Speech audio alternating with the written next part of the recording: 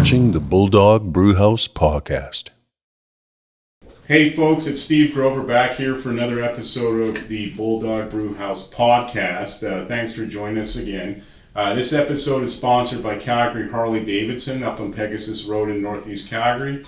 If you need a new or used Harley, head up there and see the crew of all the salesmen up there, and they'll probably get you a great deal. Okay, so our guest tonight is Kobi, and surprise, surprise, you are the sales manager of Calgary Harley. That's me. And you guys are the sponsor of tonight's episode, right? Yeah, sponsor, guest, okay, honored guest. Okay, well, thanks for being here tonight. Yeah, I really appreciate you showing. I know you're a busy man. I've been up at the dealership. It's nonstop selling. I know you're the number one volume Harley dealership in Canada right now. We certainly are, yeah. And we actually just found out too that we're the number one certified pre-owned sales department as well in all of Canada. Okay, well. so congratulations. Yeah, we're hitting two pretty important accolades. So time you get that, you get your owner's pen ready for a big Christmas bonus in 5 or 6 months, right? No, why not, man? Why not? I know you're working your butt off there. Yeah. You sold me a lot of bikes over the time period, and always been happy with Calgary Harley. But tell the folks out there a little about Kobi, like where are you from? How did you get into the motorcycle industry? Oh, it's kind of a long story. I was born in Israel. I came to Canada when I was 2 years old. Grew up in Calgary my whole life, and then met the love of my life. Decided to move out to Vancouver in 2001. We were there until the very end of 2020, the very end of 2019, beginning of 2020. I was in the car business working for both Nissan and Toyota. And then we decided that we wanted to relocate the family back to Calgary just so we could be closer to our family and friends. So when it came down to finding work in Calgary, I was interviewing with a Toyota dealership here, and they wanted me immediately, and I just wasn't available immediately. I was still a little ways out on selling my house, so Calgary Harley Davidson had popped up on my job search, and I'd always wanted to buy a Harley, so I thought, you know what? I got nothing to lose. Let's put the resume in there and see what's happening. And it just so happened that I was flying into Calgary to see the family. They'd already moved here about summer of 2019. And I was just flying in to be with the family and got called in for an interview. And 3 hours later, in a tour of the facility, I was their newest sales manager. So. Okay, so they promoted you right to sales manager. You weren't cleaning out the back with a mop or anything right away? No, I did that in my early stages of my career. All right. Yeah, I did a little bit of everything. You didn't have to clean the toilets for a week or so before they moved to a sales manager? No. They have really good washrooms there. I'm impressed how clean your washrooms are for a motorcycle dealership. Hey, you gotta keep it clean, right? Okay, so tell everyone, so what does a sales manager at Calgary Harley do? Your day-to-day job? Oh, there's a lot of things that I do. Obviously I have my sales staff that I have to take care of, also the finance office, look after them, and we trade and appraise and buy and sell bikes constantly throughout the day, and we're also dealing with customers. Demanding clients like me, calling guys you, like you. texting you, calling you all day long. Yeah, well, I that's why I don't like to give my phone number out right now. You gave me yours, so I want that unicorn Yes. HD that I just saw on the website. Yes. You mean you can't get it to me? That I'm, screw you, Cole. I'm going somewhere else, right? We always try our best. Yeah, right? so you always have to deal with drama, right? Absolutely. Demanding clients. You get a little bit of everything. Okay. No 2 days are ever the same. Yeah. We get to, like an afternoon like this, come on down, do a podcast and talk about the industry or the business, and, but mostly facilitating the sales, making sure the transaction goes nice and smooth. Okay. So did you ride motorcycles before you became sales manager at Calgary HD? No. Well, I'd ridden a couple of dirt bikes in the past, but like I said, I always wanted to buy a Harley. So why did you always want a Harley? There's a lot of nice bikes out there. The Caddy's got reliability now since they're owned by Volkswagen. There's BMW. There's Suzuki. Why Harley? Just tell us why Harley. The first motorcycle I ever fell in love with was the V-Rod, the Night Rod Special. Yeah, that's and ever since then, it was kind of just on my list that I needed to ride a motorcycle, and I had to have a Harley. Okay. That was just where my mind was always at. I like that cruiser style. I like that rock and roll lifestyle. That kind of goes along with being a Harley rider. And then as kind of the years went by, I kept on seeing this. It was actually an Iron 883 that I fell in love with next. And I kept on seeing this super cool bobber that I wanted to build and design, and I had kind of that in image in my mind of what I wanted to do, and I kind of vowed to myself that at one point in time in my life that I was actually going to buy this bike and build it, but I was so focused on buying real estate in Vancouver and, raising a family. I've got 2 kids, so and they're both active in cheerleading and hockey and stuff. So you must be a multi-millionaire now if you bought and sold property in Vancouver. Well, trillionaire. Trillionaire? Yeah. Okay. No, are you I'm actually, far from it. So are you actually the owner of Calgary HD? You might as well come true today. No, you're not the owner? No, Okay. no, Gary's is still the owner, right? Gary's still very much the owner. Okay. All right. Yeah, there's no disputing that. All right. Okay.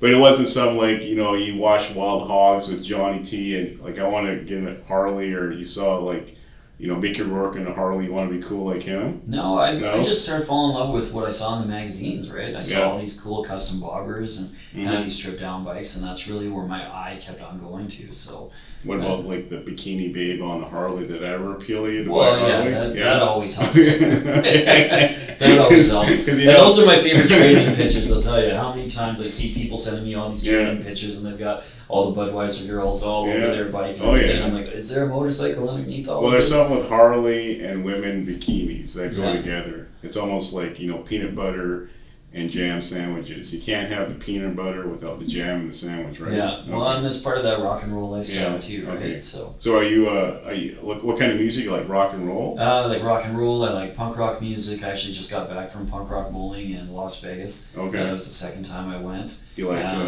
Motley Crue? So. You're not a big Tommy Lee Jones fan? No, I got a buddy that's a huge Motley Crue fan. That's not really my jam. That's not your jam? No. Okay. All right. But we just got back from Milwaukee, where we just saw the Foo Fighters, we saw Green Day. Yeah. I just saw Rancid as well in Las Vegas there. Okay. We saw The Exploited for the first time. I mean, were there Harleys at the concerts too? Oh yeah. Yeah. There was actually on the top of the stage. There was 2 of the brand new Road Glide CVOs and 2 of the Street Glide CVOs. In Vegas or in Milwaukee? In Milwaukee. Oh, okay. In Milwaukee. Right. But we did end up going to this biker bar in Las Vegas. I'm trying to remember the name of it.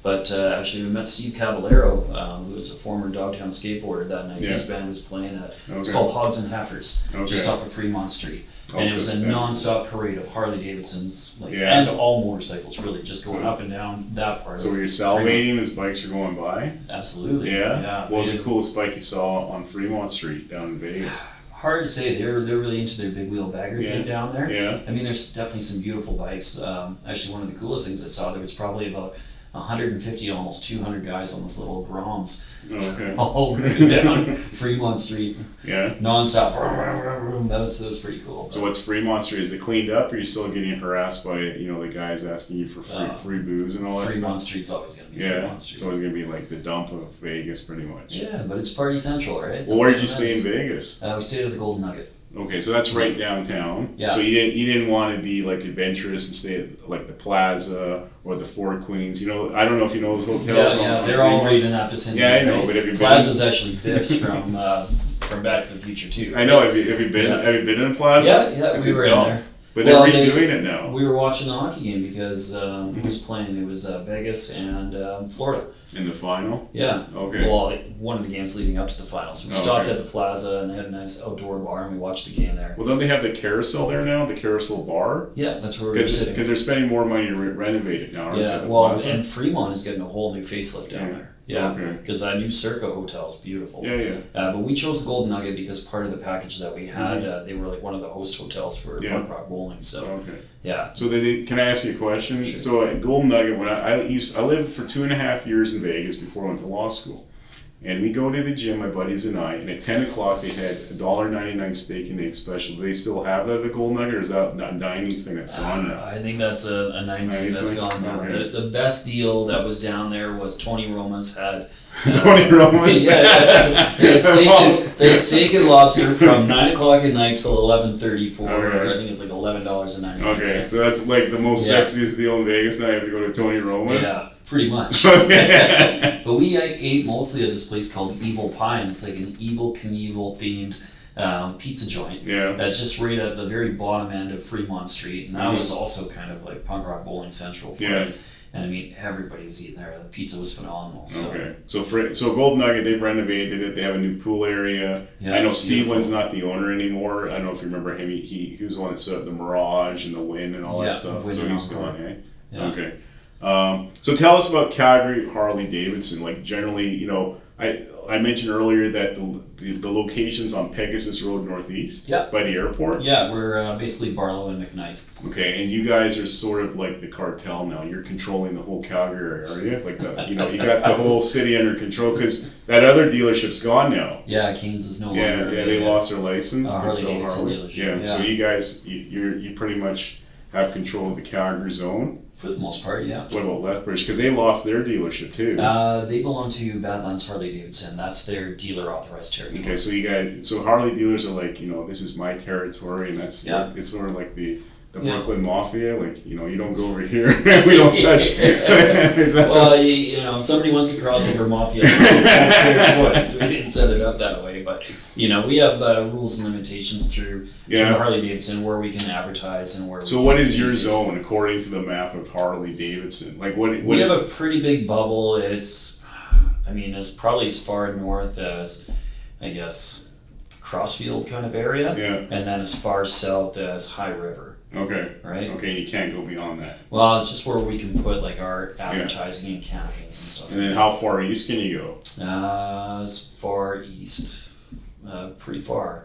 What? We're pretty widespread. I mean, we can go basically all the way to the BC border on the Alberta side. Yeah, because you guys have the shop in Banff too. Yep. Okay. Well, but that's just a boutique store. It's a Okay. beautiful boutique But store. how far can you go all the way to Saskatchewan until you hit Manitoba, like south? Along that corridor, I think. Yeah. I can't remember what the town is. That kind of is the cutoff point Okay. on that east side. But then you guys have, I mentioned you have the store in Banff on Banff Avenue. So what's the purpose of that store? Because I've been there a couple times. It's pretty swanky, but there's no bikes to buy in there? No, it's just strictly boutique. It's just a clothing store. Okay. At the end of the day, so It's like the Chanel version of Harley Davidson stores? Yeah. Okay. We got some of our. We have the same clothing in our store that we do carry out in Banff, but we also do have Banff Harley Davidson T-shirts, and of course to our riders, one of the biggest things to go and collect T-shirts from as many of the different locations as you possibly can. So that's a hobby. Oh yeah, it's I a should huge get that hobby. hobby. Like I'm buying motorcycles. I'm buying mini football helmets. I should just buy. I think maybe the price of T-shirts for Harley are pretty expensive anyway. So it's They're about $40 a T-shirt.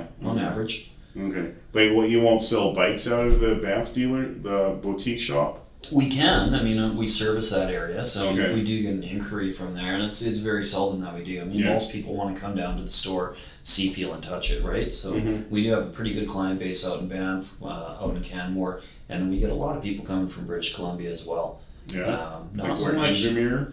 Yeah, all the way Golden, Revelstoke, Cranbrook has really kind of opened up because or Creston, that area there, they no longer have a dealer in that area, so that's opened up quite a bit for us as well. Okay, Yeah. and then the dealership's pretty nice.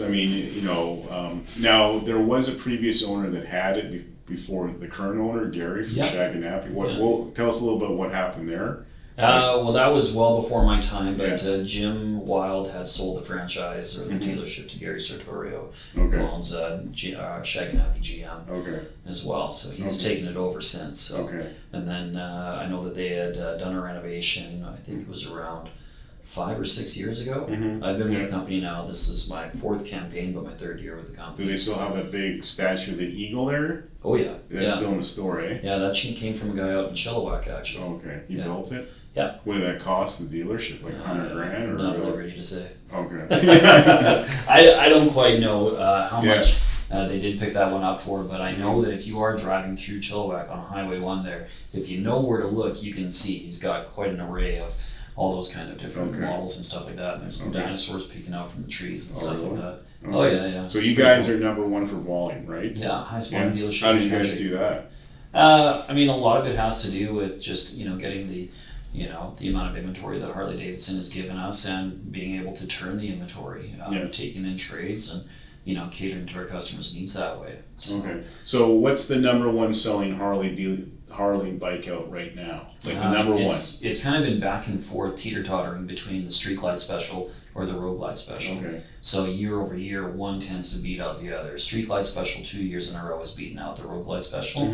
This year seems to be more Road Glide focused. Okay, so I mean, you're a sales manager, and I've seen your office where there's that big wall, and you can see everyone coming in. Yeah. So if you see a guy come in or a woman come in, you can say, okay, she's gonna buy a Street Glide.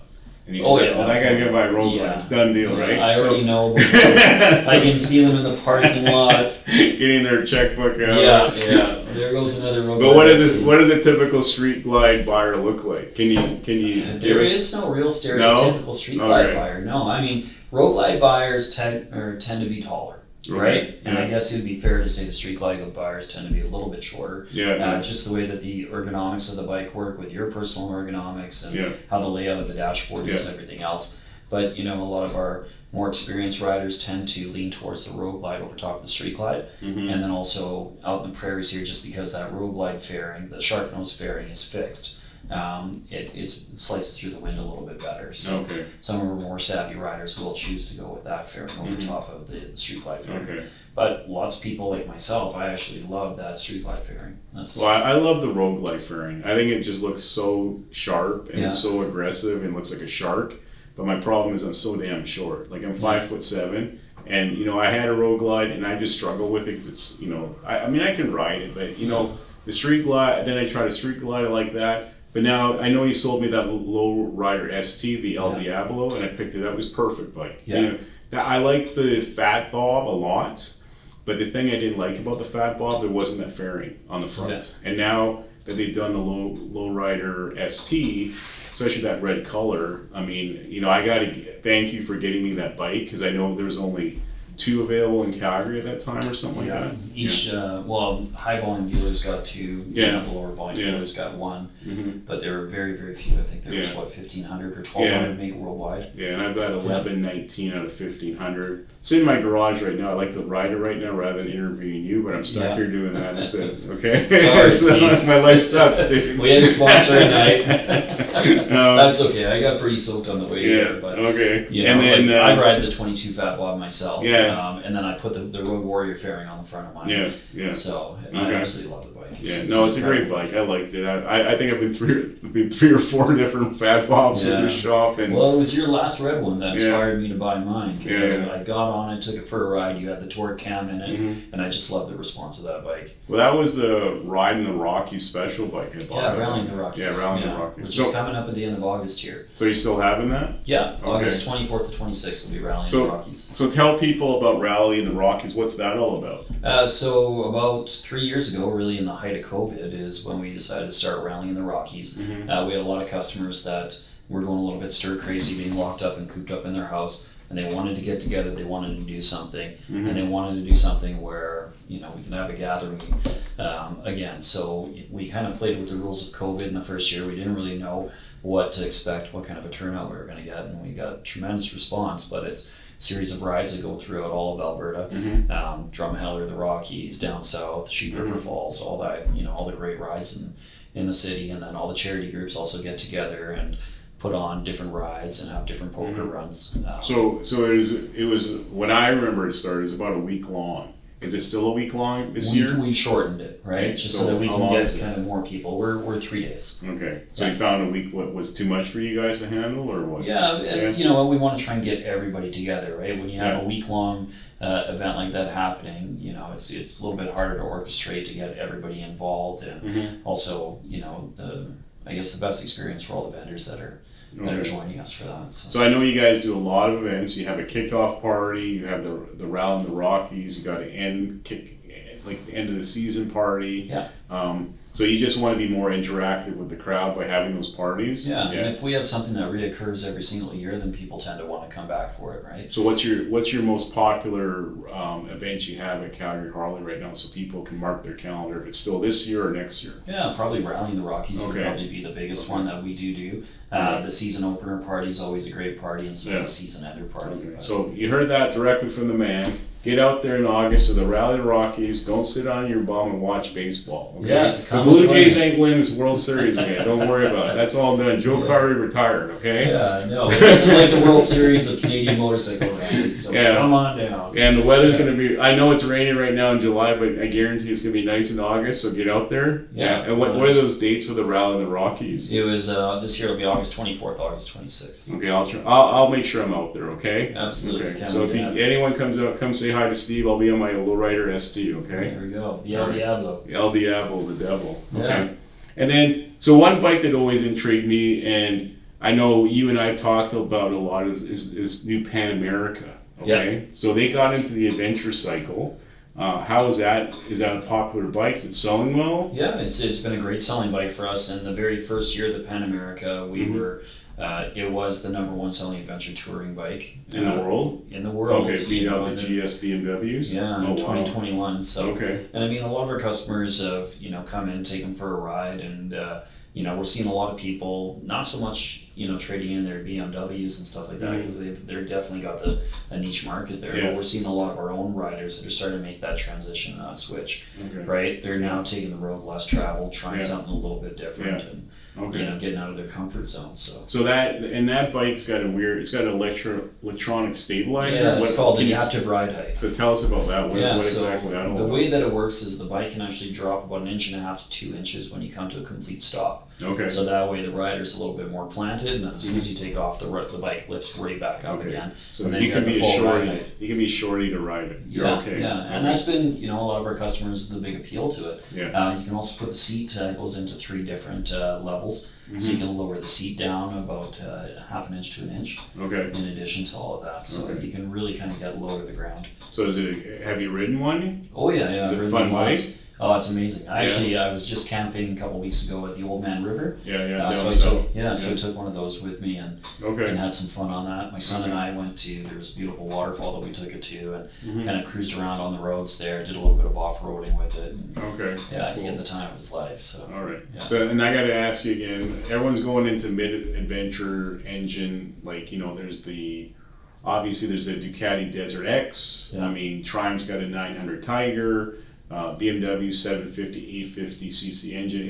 Are they ever going to bring out a 975, like a mid-size adventure Pan America, or is it still on somewhere in the fantasy world? Well, I know you're pretty excited about the opportunity for that bike to come out. So when I was down in Milwaukee for the 120th anniversary, I did get to meet Brad Richards, who's the chief engineer for Harley Davidson. I asked him the question, and he was pretty tight-lipped. Yeah. If anything was coming down the pipeline like that. Okay, so maybe not. Fingers crossed. Yeah. Fingers crossed. I'm pulling for you so that you can throw Try right one over that 975. Okay. So you can sell me another bike. Yeah. After all the other bikes I bought from you. Well, we know how much you love your bike, Steve. Yeah, but then also I go in there and I buy a bike every year for OBB, One Broken Biker. Yeah. I know we gave them the Pan America. That was a popular bike. Yeah. This year we donated the Lowrider ST, the Gunship Gray, and we threw a 131 in there. Yeah. So I think it's been pretty popular bike. Yeah. Oh yeah, no, I've definitely got my tickets. So. And the one bike that I want to buy, but my wife wants me to buy it. Yeah. My friends think you're not old enough. Is the RG3, the Road Glide trike? Tell people about that bike. It's funny because we've been actually building those. Obviously, we have CHD Customs at the dealership there, and we've been building Road Glide type trikes for a couple of years now. And I think it's just kind of natural progression. One of the biggest things that we were all shocked to see at the beginning of the year when Harley Davidson did the big reveal on the 23 models was how trike heavy and trike centric Harley Davidson is going. And I think we look at our demographic of who's buying bikes right now, and it's actually 40% millennials, 20% Gen Xers, and 40% baby boomers that comprise our customer database. And I think with that 40% baby boomer factor in place, we get a lot of people that are having knee replacements or hip surgery, herniated discs, in the back. Those kind of things. So they still want to ride, they still want to feel confident, they want to feel the wind. And so now we've got a pretty dynamic lineup of trikes for them to choose from, whether it's the Freewheeler or the Road Glide 3 or the Tri-Glide Ultra. We kind of have one to fit every need. Yeah, I mean, when I saw that on the website and it was RG3, I was thinking, what, Robert Griffin Jr. the third working for Harley now? I know he didn't work out in the NFL as a quarterback. He was a bum. But it is. That's exactly what they were thinking. But it's called the RG3, right? Yeah, the Road Glide. Okay, I think it looks sharp. It looks sexy. It looks aggressive. I mean, I want to buy one. Yeah. I know we talked about. I think you can throw a 122 in there. I don't think you can put a 131 in yet on that engine. As far as I know, the best that we can do is the Stage 2. Yeah. Okay. Yeah. Just the way that it's geared, everything else. I think that's. Well, my wife's going away next week to Europe, so maybe I'll slip in there and buy an RG3 and slip it in the garage. And come on by. Secret safe house. Okay. I wanted a bike, on hydraulics. When you lower it, it looks like a Bulldog from the front. It looks like a Bulldog from the front. The paint job looks sexy. Yeah. You got Winston on the side and the gas tank. You got Grover Law from with the flames. So, you guys did an amazing job. I'll give it to you. So, I can highly recommend that, Calgary Customs and, is Eric in charge of that group pretty much? Is that his baby? Yeah, Eric is he spearheads the majority of it. Again, it's really just working with the client. I know you guys have spent lots of time kind of going back and forth and just making sure that the bike was exactly what you wanted at the end of the day. And then, even when it comes out, we still got to put a little bit more of those final touches on there. So, there's always changes, especially when you deal with like a demanding person like me. Yeah, but I think that's half the fun of, what makes CHD Customs really special is the fact that, we can bring your dreams to life and then we can work together with you. I know for me, one of my favorite things to do is, and part of the whole build process is building the bike itself, right? Before you even get to ride it, it's how it comes together and how it looks at the very end, and that's, I think it's an exciting process, and you got to be patient. You got to put your, There's a lot of wavering opinions, obviously, on what you can and cannot do. But at the end of the day, the end result is a beautiful machine. Oh yeah, it's a beautiful machine. Everyone has compliments of it. Everyone knows Asher rides it. Eric, his nickname should be Michelangelo. Okay, he's that good of an artist. Not Van Gogh, because he'll have to cut off his left ear. So maybe Picasso. I don't know. I'd rather go with Michelangelo. And you won an award at Sturgis with that.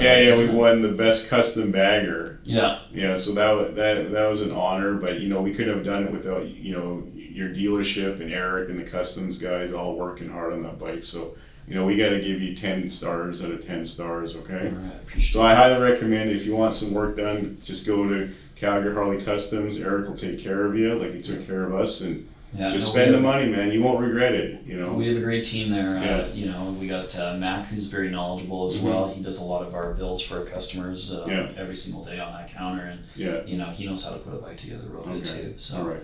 So let me ask you a question. And I want to know the truth, okay? So you're selling bikes, you're doing service, you're selling parts, and you're selling retail stuff like T-shirts, caps. What's the number one revenue area for the dealership? Is it selling the T-shirts, honestly? So in any dealership environment, it is the parts and service department that they keep the lights on in the dealership. Okay. That's what they we say. The bread and butter. They pay the bread and butter. They make sure that the dealership can operate and run. Sales is technically the gravy, right, at the end of the day, and obviously that goes hand in hand with the merchandise as well, right? But I mean, it's, coming from the car business and seeing how a Harley Davidson dealership operates in comparison to a car dealership, that merchandise is such a huge component of what we do, right? I mean, we have people that are so enthusiastic about the brand, they live it. That is their lifestyle, and they're going to go from city to city to city, country to country to country, and they collect what we offer and sell, and it really brings in a dynamic,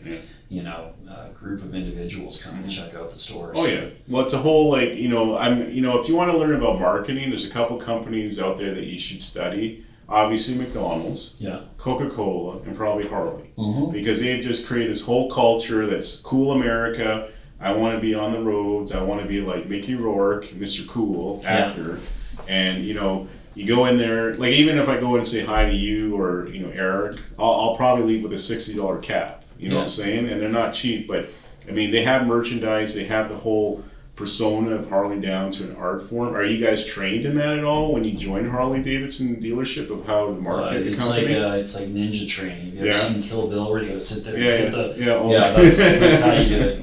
Is it like Bruce Lee training? It is. They have like the things set up and you got to kind of like hack and whack at it, until you finally got it in your head that this. But what's the aura? Like honestly, okay, Suzuki, Suzuki's, they got the Gixxers and they have the Hayabusa I mean, you know, the Hayabusa, like, it's like almost like a nuclear submarine to ride that thing. I don't know if you've ever ridden one, but what is the aura and the attraction about Harley Davidson? Like, how were they able to take that with the company? You know? I mean, there's so many different facets. The company's been around since the early 1900s. But you know, like, we do have 1903, Indian, but we do have Indian motorcycles here in Yeah. Calgary, and Polaris bought them. Yeah. Which is good at building tanks. Polaris, okay? And Indians are cool. I've looked at Indians. But, you know, like, at the end of the day, like, you know, if you're at a bike show and there's a Suzuki, you know, kind of, you know, area, and there's a Harley area, more people are going to be at the Harley. How are they being able to create that? Is it just that wild American culture that they're part of? I think so. I think it's that sense of freedom of Harley Davidson, the culture that goes behind it. Yeah. You know, that's been there for decades, for years and years and years. Yeah. The fact that people just totally wrap their whole lifestyle around it, you know, and that's what they live for. Yeah. I mean, I think it's funny. My daughter's 15 years old, and you know, all of her friends are very envious of her wardrobe because she's got all these cool Harley Davidson shirts, and now, you know, they're starting to jump into dad's drawers and steal all of dad's shirts. You know, even their own dads that have a couple of cool vintage Harley shirts, and it's very much in fashion and style right now. But I think, you know, a lot of it goes, you know, back to rock and roll. It goes to, you know, wanting to be free, wanting to ride, you know, and being on that classic iconic motorcycle that has that classic iconic sound and look and feel, and you know, that's all part of the mystere. Well, it's almost like a classic America heritage. Like, you know, you're gonna look at Coca-Cola, like, and McDonald's, and then, you know, probably Harley's up there as part of one of the biggest companies out there, and the whole American freedom and entrepreneurial system. I mean, you know, probably Microsoft's up there too, but I'm not into, like, computers that much. You know, I don't wear a Microsoft t-shirt. I'm a big fan of Google myself, but I don't have a Google shirt that I wear everywhere I go. But, you know, I mean, you obviously came from the car area. Yeah. And, you know, you saw a RAV4 in Vancouver, but you're not having, like, people come and grab, hey, give me that Toyota RAV4 t-shirt, dude, I want it. We have a couple. Actually, it's funny because with Nissan, Nissan definitely had that kind of niche following. We had a lot of customers that were into the Nismo thing. They were into but I mean, they didn't have the Sentra guys coming in like, dude, I need a Nissan. Or a Maxima. No, but I did do pretty good with t-shirts in my department. I can believe you if they're selling Nissan GTR t-shirts. Yeah. Because that's a cool car. Yeah. But I don't think you're selling many Nissan Sentra t-shirts. No. We tried. We had a couple of Sentra shirts. We had a couple of Ultimate. You didn't have like 6-year-olds coming, hey, where's that cool Nissan Sentra t-shirt, dude? I want to pick up a baby. Not too many. Select handful, right? Okay. But like Harley, you know, obviously, you know, you go in there and you buy a t-shirt, or you buy a mug, or you buy a jacket, you know. Yeah, or Christmas ornaments, or a poker chip, or a dartboard, or... I mean, they have the bar and shield on almost anything. Okay. And then, so I know you mentioned earlier today, but, you know, I know you just had the 120th birthday anniversary of Harley. So, you know, happy birthday, congratulations, you guys made the 120. But tell us, you went down to Milwaukee. So tell us about what happened there, the experience of going down there and all that. It was incredible from the start to the finish. We were guests of honor there. We've now been 2 years in a row. Highest volume dealership in the country. So you're guests of honor. So when you came off the plane, they rolled off the red carpet and said, "Here's Kobi from." Well, it was orange and black. It's gotta be the right colors. Did they have a crown for you? Did they steal King Charles's crown? We didn't get knighted. No. Gary didn't get that. We didn't get knighted, but we did receive a really, really nice plaque. Where's the plaque? You didn't bring it tonight? No. Where is it? The shop? They're actually getting it shipped and wrapped and everything else for us. All right, I'll have to come by your shop and look at it. Okay. But we had a really nice warm reception. Downtown Milwaukee. What did they do? Take you out for steak dinner? Well, they had like a gala event at the museum on the Wednesday. We flew in on Tuesday night, and when we got there Wednesday, we got a tour of the museum. Obviously got to see the grounds, everything else, and then we came back a little bit later, and we met Jochen Zeitz, who's the CEO of Harley Davidson. he did a presentation for us where they presented us with the award. Yeah. And we're also actually very proudly the highest volume rental dealership. Oh, okay. So who's the lady in the back? In the world. Yeah, but who's that? I forget her name all the time. She's so nice. She says, Marion. Yeah, she's so nice to me. she's She's a pleasant. Yeah, Bill and Marion. They're the ones that run our. No matter what, she always has the time to say hi to people, and so she's got a lot to do with that rental department. Yeah, so we had like a gala dinner that night, so we got to meet Jochen Zeitz, and then they had a band that played for us, and they put on a really, really nice spread as far as what they have for food, lobster. Well, they had a bunch of different stations set up. Okay. So there was like a gyro station, there was a taco station, there was like a, like a vegan station, and then there was different types of Asian food as well, stuff like that. So and then just kind of bounced station to station. And then they had, I think Green Day was there. Yeah, that was a couple of days later. So did you go to the concert? Yeah, we went and saw Green Day, Foo Fighters, Joan Jett and the Blackhearts, the Cult. It was supposed to be Social Distortion, but the Cult ended up opening up for them. Cody Jinks, if you're into country music. So it was pretty cool. So honestly, I've never been to I've been to Wisconsin. I've been to Madison, where University of Wisconsin is. I've driven through there. What's Milwaukee like? It's a pretty sleepy little town. Yeah. At the end of the day, but it's Harley Davidson everywhere. Okay. It's really like, what is it, Miller Beer and a Harley Davidson, maybe some Pabst Blue Ribbon, kind of comprise the industries. It seems like in Milwaukee. Okay. So we did do a tour of the Miller factory as well. Okay. But we kind of ventured around to all the different sites that Harley had set up. So it's a nice city though, Milwaukee. Yeah, it was pretty nice. It was humid. I was really surprised. Well, it's right on the lakes, anyways. Yeah. Great Lakes. So it's a nice city. Harley's pretty much one of the biggest employers in the state, pretty much, probably. Yeah, I would think so. Yeah. Are you a Bucks fan at all? No. No. Okay. No. You like the Brewers?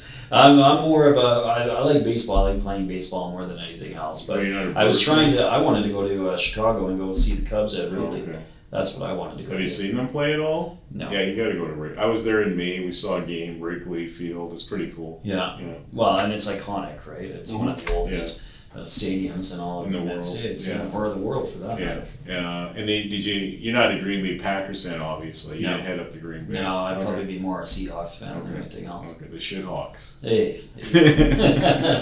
So in 5 years they'll have the 125th. Yeah, actually, so next year is going to be Willie G's anniversary. Okay. So they are having a celebration for Willie G next year.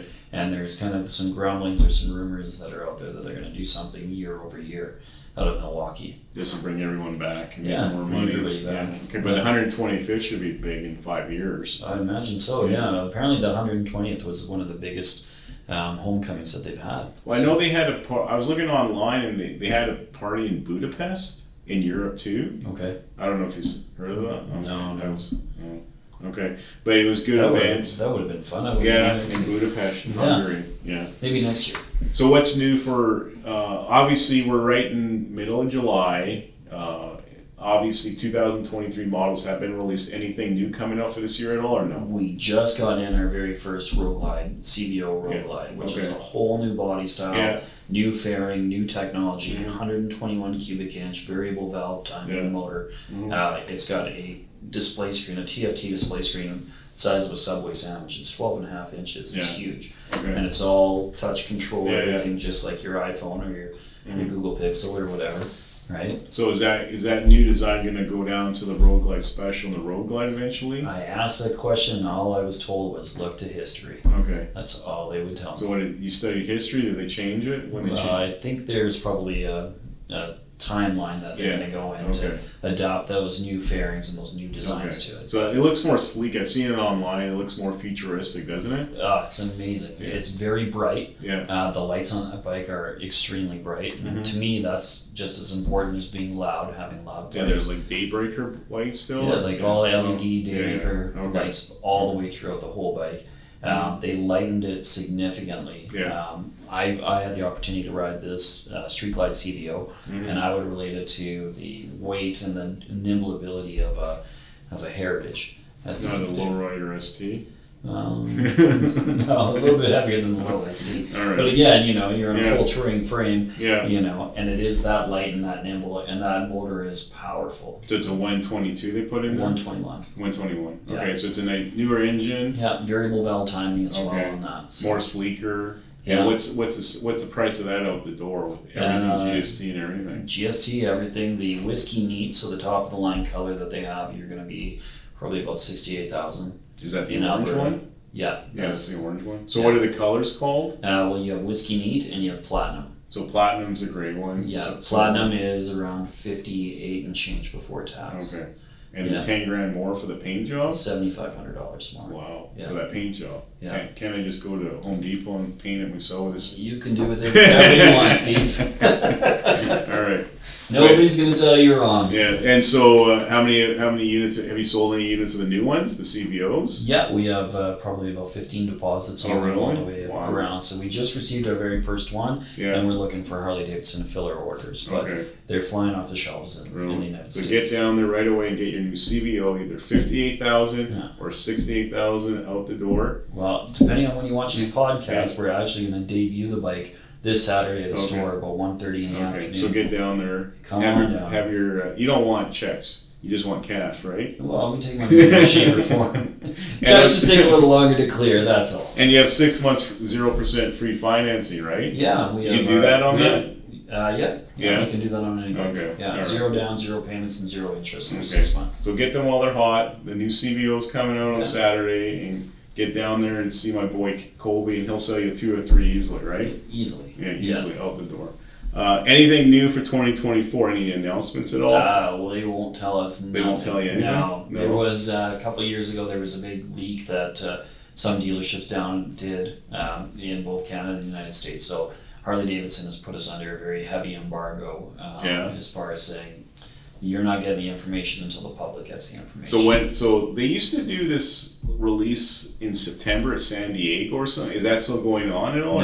No, they don't. Did the dealership? Now the anniversary dates are in January. Okay. COVID, there's just the way that COVID kind of changed the world. It changed. We used to get all of our new models in September. Yeah. And then, you'd be focusing on selling out your last year's models. Yeah. Now it's January for all of that. Okay. So January, you have to wait till January now. Yeah. Okay. And then, are they going to do a dealer show at all, or is that all gone now? The way that they've been doing business, I mean, obviously COVID's changed the way, we've done business. So dealer shows, they're putting together the video productions, that kind of stuff. We're finding out at the same time that the public finds out. Okay. Everybody's kind of on that same timeline. So how do I find out of the new Icon bike for 2024?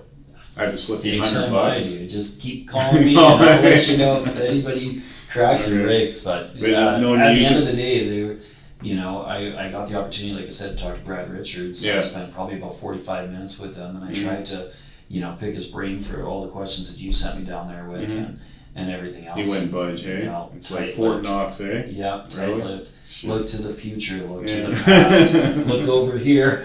Go to the Chick-fil-A across the store, maybe the girl knows there. I still haven't tried Chick-fil-A. It's pretty good. I did Steak and Shake last time I was down south. Okay.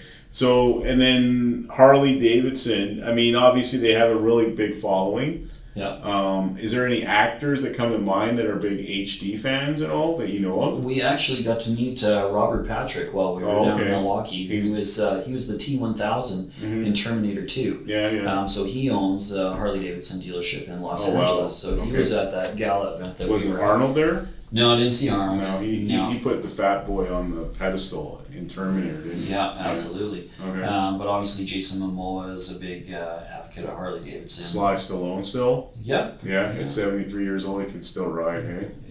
Yeah. People love the brand and the product, right? So what about Keanu Reeves? Does he have a Harley or no? He's more of a Triumph guy, I think, if I'm not mistaken. I've read a couple of things about him. He likes he likes more of the metric bikes. Okay. Yeah. And any big superstar, like football players or hockey stars that like HD at all that you know of? Well, I heard that what's his name? He played for the Canucks. He played for the Oilers. And Matthew Tkachuk didn't like him very much. Johnny Gaudreau? Or? No.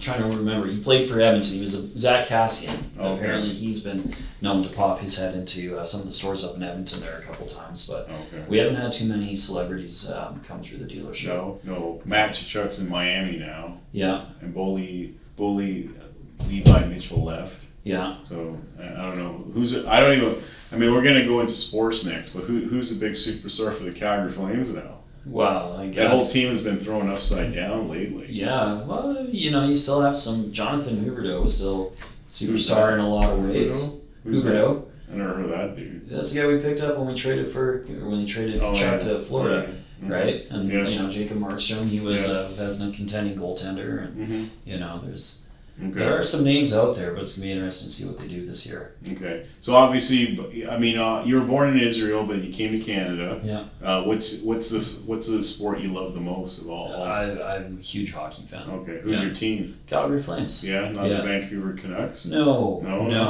I tried when I moved to Vancouver. I tried to go to my buddy's place and watch the game with them, and every single time they played the Flames, they were just all over me about how much the Flames sucked and all that kind of stuff. And then in 2004, when we made the Stanley Cup run, I always grew up a Flames fan, but trying to sympathize with the Canucks. I went to Game 1 and Game 7 in that first round when we beat the Canucks, and then it was just through the roof.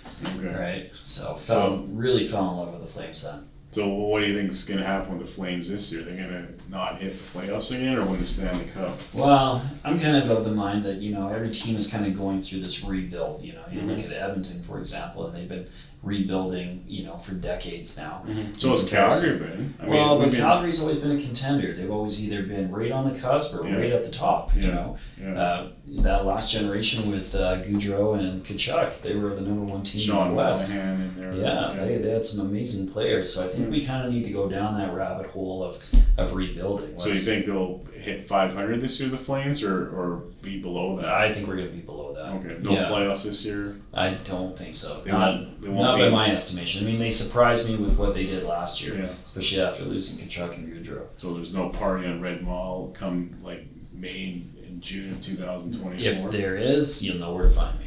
You'll be there? Or be at home? Okay. I'll be there 100%. And what about CFL? You like the CFL? I'm not a huge football fan. No, I've gone to lots of CFL games, but it's just not my cup of tea. Because I thought Shag and Appy GM's don't they have a booth? Don't they have a little box up in the McMahon Stadium? I can't remember if Gary said he still had it or not. Okay. I know he had one at one point in time, and I know that we did a bike presentation there a couple of years ago before I had joined the company. I'd seen some footage of that, but I think. Okay, and then NFL at all or no? Yeah, like I said, I like the Seahawks. The Seahawks? Yeah. The Shithawks? Yeah, the Shithawks. How are they going to do this year? We'll see. Pete Carroll? Good old Pete. Yeah. And you like basketball at all or no? I like playing basketball. I like playing sports a little bit more. Actually, recently I've been getting back into golfing. Okay. So I hadn't touched my clubs in about 3.5 years. And then, this last week I've been out golfing 2 times. Oh yeah. Yeah. Get out as much as I can. Okay. So your first love for sports is probably hockey, then golf? Well, I grew up skateboarding. Snowboarding. Oh yeah. Love Tony Hawk. Does he ride a Harley? I'm not sure. I don't think so. You have to send him one, maybe. If he needs a Harley, knows who's calling, right? The number one volume dealership in Canada. That's right. And think about how the dollars and cents work out, right? And you do have dollars. I'll give you credit. You have that area in the back where you have the couches. Yeah. And I've been to a lot of dealers, bought a lot of cars and motorcycles, even bicycles, and you guys have the best coffee machine in Calgary. That machine is hot chocolate. The coffee's pretty smooth. Yeah, we actually have somebody that lives inside the little box. Yeah. It's a barista in the box. So even if you want to find out the best coffee in Calgary at a dealership, just go see Kobi and sneak in the back, get a free cup of coffee, and just leave. You don't have to buy anything, right? Well, I'd like to see anybody that can escape our dealership without buying something. Okay, even like a T-shirt? Yeah, it's tough. It's tough. I know it extracts a lot of my own paycheck. All right. Just going from the dealership myself. So. Okay, so you guys are proud of being number one in Canada. Absolutely. That's a big accomplishment. I got to give you, congratulations on that. Thanks, obviously, I know I love your dealership. I know Grover Law Firm loves your dealership. We'll always do business with you guys, just keep up the good work and keep number one every year. I mean, Calgary's a growing city, and the Flames can't win a Stanley Cup, okay? No, but we can come first in volume sales. We can have the number one Harley dealership in Canada. The Winnipeg Blue Bombers can have the Grey Cup. We'd rather have the number one Harley dealership in Canada. Is that fair? We've had a pretty good history of Grey Cups in Calgary. Plus, we've got the 1989 Stanley Cup, unless we ever forget that. Yeah, well, there is that joke. you know, the Flames are like a bag of tea. They're good for one cup.